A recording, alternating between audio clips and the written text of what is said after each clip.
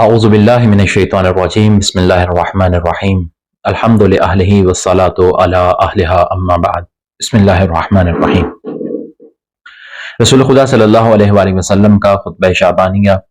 آپ ناظرین کی خدمت میں پیش کرنے کی سعادت حاصل کی جا رہی ہے۔ آج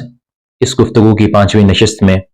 ہم اس خطبے کے ایک مزید جملے کا اضافہ کریں گے کہ جس میں رسول اللہ صلی اللہ علیہ وآلہ وسلم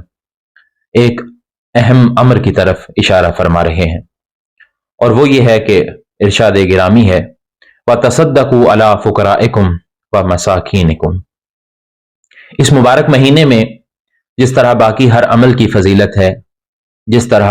نماز کی فضیلت زیادہ ہے، جس طرح قرآن مجید کی تلاوت کی فضیلت زیادہ ہے، اسی طرح اس مہینے میں صدقہ کی فضیلت بھی کئی گنا زیادہ ہے۔ اسی لیے رسول خدا صلی اللہ علیہ وآلہ وسلم ارشاد فرماتے ہیں وَتَصَدَّقُوا عَلَىٰ فُقَرَائِكُمْ وَمَسَاكِينِكُمْ۔ اس مبارک مہینے میں اپنے فقراء اور مساکین کو فراموش نہ کرو، بلکہ اپنے صدقے کے ذریعے سے ان کو یاد رکھو۔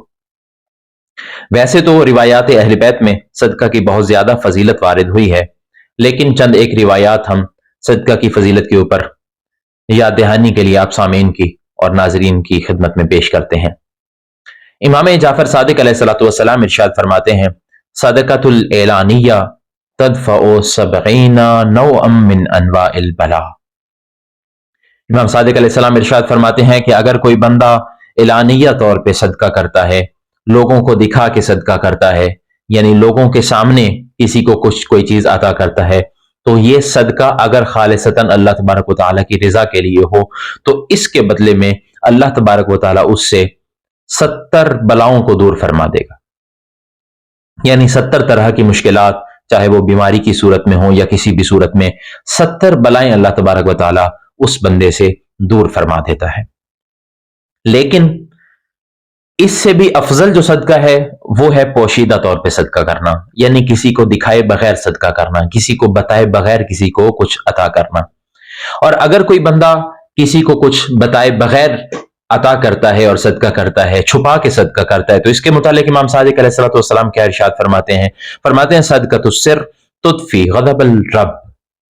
کہ اگر کوئی بندہ دکھا کے کسی کے سامنے کسی کو کچھ عطا کرتا ہے، صدقہ کرتا ہے، تو اس کے بدلے میں اللہ 70 بلاؤں کو دور کرتا ہے۔ لیکن اگر کوئی بندہ پوشیدہ طور پہ مخفی طور پہ صدقہ کرتا ہے تو یہ عمل اللہ تبارک و تعالیٰ کے غضب کو ٹھنڈا کر دیتا ہے، یعنی اللہ تبارک و تعالیٰ کا غضب اس بندے پہ نازل نہیں ہوتا کہ جو پوشیدہ طور پہ صدقہ و خیرات کرتا ہے۔ اور اسی متعلق رسول خدا صلی اللہ علیہ وآلہ وسلم کی ایک بہت ہی مشہور حدیث کہ جس میں رسول خدا صلی اللہ علیہ وآلہ وسلم ارشاد فرماتے ہیں سبعۃ فی ظل عرش اللہ عز وجل یوم لا ظل الا ظلہ۔ رسول خدا صلی اللہ علیہ وآلہ وسلم فرماتے ہیں کہ 7 لوگ ایسے ہیں کہ جو قیامت والے دن کے جس دن کوئی سایہ نہیں ہوگا، اس دن اللہ تبارک و تعالیٰ کے عرش کے سائے میں ہوں گے۔ کتنا خوش قسمت ہے وہ انسان کہ جو قیامت والے دن جس دن ہر بندہ دھوپ اور گرمی کی اور شدت کی پیاس محسوس کر رہا ہوگا، اس عالم میں جس بندے کو اللہ تبارک و تعالیٰ کے عرش کا سایہ نصیب ہو، وہ بندہ کتنا خوش نصیب ہو سکتا ہے۔ رسول خدا ارشاد فرماتے ہیں 7 لوگ ایسے ہیں کہ جن کو اللہ تبارک و تعالیٰ کے عرش کا سایہ نصیب ہوگا۔ ان میں سے پہلا شخص وہ کون سا ہے کہ جس کو اللہ تبارک و تعالیٰ اپنے عرش کے سائے میں جگہ دے گا؟ کہا وہ رجل تصدق بیمینہ فاخفاہ عن شمالہ، وہ ایسا بندہ ہے کہ جو اپنے دائیں ہاتھ سے صدقہ دیتا ہے اور اس طرح چھپا کے صدقہ دیتا ہے کہ اس کے بائیں ہاتھ کو بھی پتہ نہیں چلتا، یعنی مخفی طور پہ صدقہ دینا، ظاہر کیے بغیر خالصتاً اللہ تبارک و تعالیٰ کی رضا کے لیے صدقہ دینا۔ اگرچہ لوگوں کو دکھا کے صدقہ کرنا بھی جائز ہے، اس میں کوئی مشکل پریشانی نہیں ہے، لیکن ممکن ہے کہ اگر کوئی شخص کسی کو دکھا کے صدقہ کر رہا ہو تو خدا ہمیں معاف رکھے، ممکن ہے کہ کسی کے دل میں یا ذہن میں ریاکاری آ جائے۔ لیکن جو بندہ چھپا کے صدقہ کرتا ہے وہ خالصتاً اللہ تبارک و تعالیٰ کی رضا کے لیے صدقہ دے رہا ہوتا ہے۔ اسی لیے رسول خدا فرماتے ہیں کہ وہ بندہ اللہ تبارک و تعالیٰ کے عرش کے سائے میں ہوگا کہ جو اپنے دائیں ہاتھ سے صدقہ دے اور اس کے بائیں ہاتھ کو بھی اس صدقے کے بارے میں معلوم نہ ہو۔ اس کے بعد امام صادق علیہ السلام کی اگر ہم سیرت دیکھیں تو امام کی سیرت میں یہ جملے ملتے ہیں کہ جب امام علیہ السلام کو غسل دیا جا رہا تھا تو پشت کے اوپر نشانات دیکھے گئے۔ جب امام محمد باقر علیہ الصلوۃ والسلام سے سوال کیا گیا کہ مولا آپ کے بابا کی پشت پہ یہ نشان کیسے ہیں، تو فرمایا کہ میرے بابا رات کے وقت اپنی پشت پہ سامان لاد کے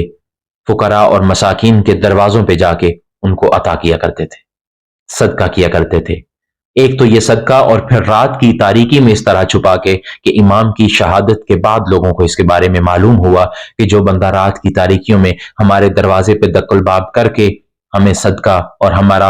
ہمارے اخراجات اور ہماری روزمرہ کی ضروریات ہمارے دروازے پہ پہنچا کے جاتا تھا، وہ شخص کوئی اور نہیں بلکہ علی ابن الحسین زین العابدین سید سجاد علیہ السلام تھے۔ تو یہ صدقہ کی فضیلت ہے، لیکن سب سے افضل ترین صدقہ اگر ہم دیکھیں کہ وہ کیا ہے، تو رسول اللہ صلی اللہ علیہ وآلہ وسلم ارشاد فرماتے ہیں لا صدقۃ وذو رحم محتاج، اس بندے کا صدقہ قابل قبول نہیں ہے خداوند عالم کی بارگاہ میں کہ جو صدقہ دے، لوگوں کو صدقہ دے رہا ہوتا ہے وذو رحم محتاج، جبکہ اس کے اپنے اہل و عیال میں سے، رشتہ داروں میں سے، اپنے اقربا میں سے اس کا کوئی شخص اگر محتاج ہو، فقیر ہو، بھوکا ہو، مسکین ہو، اور وہ ان کو چھوڑ کے کسی اور کو اگر صدقہ دیتا ہے، تو رسول خدا ارشاد فرماتے ہیں لا صدقہ تھا، اس بندے کو اس کے اس عمل کا کوئی ثواب نہیں ملے گا، بلکہ یہاں تک ارشاد فرمایا افضل الصدقۃ علی اختک و ابنتک، سب سے زیادہ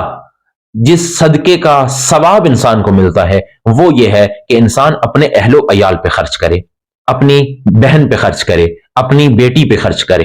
تو اس عمل کا سب سے زیادہ ثواب ملتا ہے۔ ناظرین گرامی، ہمارے ہاں یہ معاشرے میں بہت غلط رواج اور بہت غلط سوچ پیدا ہو چکی ہے کہ ہم سمجھتے ہیں کہ صدقہ جو ہے وہ اگر کسی کو دیا جائے تو وہ اس کے اوپر بلا چلی جاتی ہے۔ ایسا نہیں ہے، صدقہ دینے والے سے بلائیں ضرور ٹلتی ہیں، لیکن ایسا نہیں ہے کہ وہ جس کو صدقہ دیا جائے اس کے اوپر بلا چلی جائے۔ اگر ایسا ہوتا تو اللہ تبارک و تعالیٰ قرآن میں کبھی نہ کہتا کہ خدا تمہارے صدقات کو لیتا ہے، اور اگر ایسا ہوتا تو کبھی اللہ تبارک و تعالیٰ یہ حکم نہ دیتا کہ تم صدقہ کرو۔ کیا خداوند عالم اس بات کو قبول کر سکتا تھا کہ ایک غنی اور ایک امیر شخص اپنے صدقے کو خود سے، اپنی بلا کو خود سے دور کرنے کے لیے اپنی بلا کسی غریب کے گلے میں ڈال دے، کسی مسکین کے گلے میں ڈال دے؟ ہمارے معاشرے میں یہ بہت زیادہ غلط سوچ پیدا ہو چکی ہے کہ اگر کسی کو بتا دیا جائے کہ یہ صدقہ ہے تو وہ نہیں لیتا، یہ سوچ کے کہ کہیں سامنے والے کی مصیبت اور بلا میرے گلے نہ پڑ جائے۔ ایسا ہرگز نہیں ہے، بلکہ اگر ایسا ہوتا تو کیوں رسول خدا صلی اللہ علیہ وآلہ وسلم یہ ارشاد فرماتے کہ سب سے افضل صدقہ یہ ہے کہ تم اپنی بہن پہ خرچ کرو اور اپنی بیٹی پہ خرچ کرو۔ یہ بھی ایک طرح کا صدقہ ہے اور انسان سے اس کی مشکلات اور پریشانیوں کے دور کرنے کا سبب بنتا ہے۔ اللہ تبارک و تعالیٰ کی بارگاہ میں دعا کرتے ہیں کہ خداوند عالم ہمیں اس کی رضا اور خوشنودی کی خاطر ہر عمل کی ادائیگی کی توفیق عطا فرمائے۔ وصلی اللہ علی محمد وآلہ الطیبین الطاہرین۔